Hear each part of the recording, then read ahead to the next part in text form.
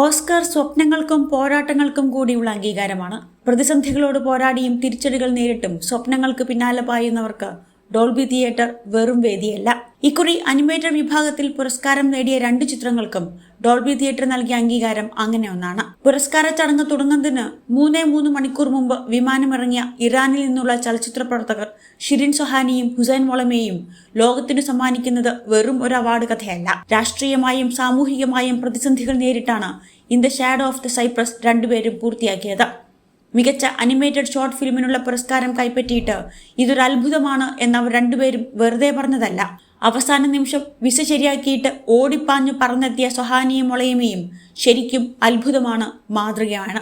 അവരവരുടേതായ മാനസിക സംഘർഷങ്ങളുമായി ജീവിക്കുന്ന അച്ഛനും മകളും, അവർ രണ്ടുപേരും ചേർന്ന് രക്ഷിക്കാൻ ശ്രമിക്കുന്ന തിമിംഗലം, അതിലൂടെ അവർ രണ്ടുപേരും തിരിച്ചറിയുന്ന കാര്യങ്ങൾ. ഇറാനിൽ നിന്നുള്ള in the shadow of the സൈപ്രസിൽ സംഭാഷണങ്ങളില്ല, പക്ഷേ മനുഷ്യരെ തൊടും. അതുകൊണ്ടാണ് ഓസ്കാർ നേട്ടം. അതുപോലെ തന്നെയാണ് മികച്ച അനിമേറ്റഡ് സിനിമയായി തിരഞ്ഞെടുക്കപ്പെട്ട ഫ്ലോയും. ലാറ്റ്വിയയിലേക്ക് ഗോൾഡൻ ഗ്ലോബിന് പിന്നാലെ ആദ്യമായി ഓസ്കാർ പെരുമയും എത്തിച്ച സിനിമ സംവിധാനം ചെയ്തത് ജിൻ സെലവലോദിസ്. പൂച്ചയും എലിയും പട്ടിയും പക്ഷികളുമെല്ലാം കഥാപാത്രങ്ങളാകുന്ന ഫ്ലോ പറയുന്നത് അതിജീവനത്തിന്റെ കഥ. സംഭാഷണങ്ങളില്ലാതെ വലിയ പാഠം പകരും ഫ്ലോ.